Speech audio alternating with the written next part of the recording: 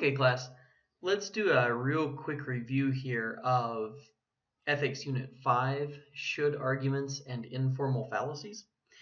I want to make clear before we start that should arguments tend to encompass a lot of arguments that we're going to see in ethics, because at the end of the day, most people are saying we should do this or we should not do that. And so most arguments that we will look at essentially can be broken down in this way. So the should argument construction is just a structure. So you can't just fill in those steps and say, okay, that's why we should do it. What those steps are doing is that they are setting criteria that we have to prove in order for someone to accept that this is what we should do. In other words, if we say step 1, step 2, step 3, we need to then go through and provide evidence that our argument meets that criteria. And if it does, then the other person perhaps should accept our point. Conversely, if someone else can prove those points or can support strongly those points, then perhaps we should accept their proposition of what we should be doing. So these steps mainly are used to establish the criteria for evaluating and accepting or rejecting a should argument. In other words, they're a structure that allows us to organize an argument or organize a critique of an argument. So these three main steps. The first is the success condition. The success condition is simply establishing that the plan will work. Whatever we're saying we should do, that thing will accomplish the results we are saying that it will accomplish. The second step is the optimum means condition. This is saying it's the best way, what I'm saying we should do is the best way to solve the problem. Why is this important? Very simple. If this is not the best way to solve the problem, if it works, but it's not the best possible plan that can work, then shouldn't we be doing the other plan that is better? The third step, the EJM, is the ends justify the means. Many times when we take a course of action, I might even say more times than not, there are side effects. And a lot of times we know those side effects ahead of time, or at least we have some good idea of possible side effects. So we need to establish that not only will it work, and not only is it the best workable solution, but given the side effects that it's going to cause, it's still worth it for us to do what we are saying that should be done. And even though the side effects maybe are severe, it's still worth it in order to achieve that result. So here's an example, and I'm going to carry this example through the should argument and all of the informal fallacies. We should cut taxes in order to stimulate the economy. So the success condition would be that cutting taxes will indeed stimulate the economy, right? So we need to show some evidence, examples, analogies, or reasons to believe that in fact cutting taxes would stimulate economic growth. The second point, the optimum means condition, would be that cutting taxes is the best way to stimulate the economy. Now the key here with optimum means condition in most arguments, and I want to highlight it, is this right here. You need to be addressing other possibilities, especially if you are the one making the argument that we should do something.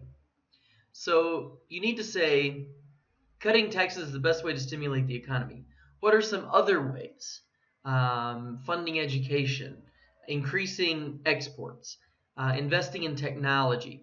Why is it that cutting taxes is a better use of our time and money than these other possibilities? Okay, so you would need to establish that, or if you're the critiquer, someone else would need to establish that before you accepted the argument that we should be cutting taxes. to stimulate the economy. The third part is, even though there might be some side effects, so let's think of some side effects of cutting taxes. The government has less money, so they're going to have less to spend on the military, on social programs, on education, infrastructure, environmental policing, etc. But we're saying that even though we acknowledge that these might be side effects, it's still worth it if we do in fact stimulate the economy. Now, I put there that this is more of a value assessment. A lot of times the EJM, the ends justify means conclusion, is based on our idea of what priorities are more important than other priorities. So this is one where value assessment becomes extremely important. Honest, straight-thinking people can disagree on this point. In other words, depending on what you value, some things may be more valuable than others. Now, this last point, the completion condition, I don't want you to get too hung up on it. But in a practical discussion, in other words, if I give you an essay to write, this is something. This is an election year. The completion condition becomes very, very important. Why? Because a person might have an excellent plan, but if the necessary components are not in place to actually make that plan happen, it doesn't matter that it's a great plan, right? We can't do it even if it was a great idea.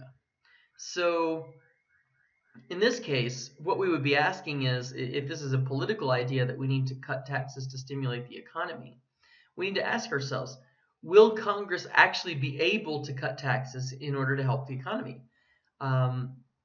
Is the deficit too low?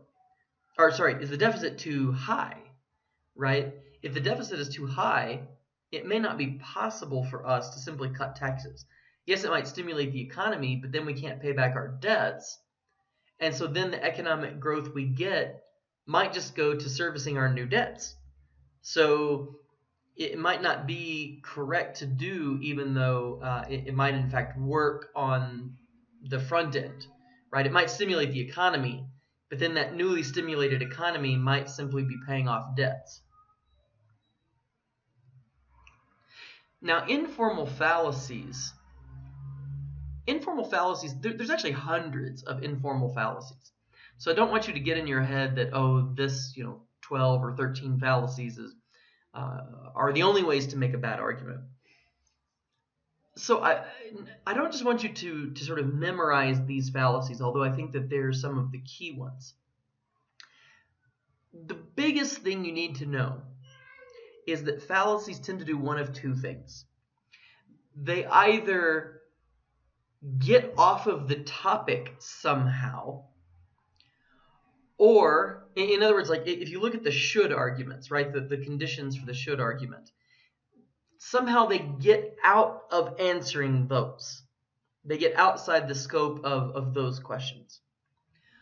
Or they insert kind of useless, false, or inflammatory information in place of content. So instead of actually arguing for the point, they just insult the person making the point, or they hide behind something we don't know, or they cite somebody who doesn't really matter, something like that. So the biggest questions to ask are, does this directly address the topic we are discussing? Not just an interesting topic, but the actual question at hand. And do not let an argument get off of topic until that topic is resolved. The easiest way to do this is remember that the should argument structure is usually the best structure to be using in terms of gauging whether or not an argument is on task. Is it addressing one of those three main points, or four main points, depending on if we use the completion condition? The second thing we need to ask is, does it insert useless, false, or inflammatory information? So does it say something that's pointless, that's not true, or does it simply assault or insult the other person rather than addressing their claim? If you remember those rules, this may not tell you exactly back in ethics class what that fallacy is called, but it should allow you to know or to detect that maybe someone is committing a fallacy here. You see, it at least alerts you to the idea that that is in fact not a fallacy. Or sorry, that is in fact a fallacy that they're committing. They're saying something pointless, inflammatory, false, or they're simply not addressing the topic. If you could just get that out of this lesson, that would probably be enough in daily life to greatly improve your skills of discernment about arguments. But seeing as though we're studying in more depth in this course, let's talk about some informal fallacies using our cut taxes to stimulate the economy argument. What would that look like if it was a fallacy? If it was a false dilemma, someone might say, we either have to cut taxes or we accept economic stagnation or very slow economic growth. It's a false dilemma because there might be other possibilities.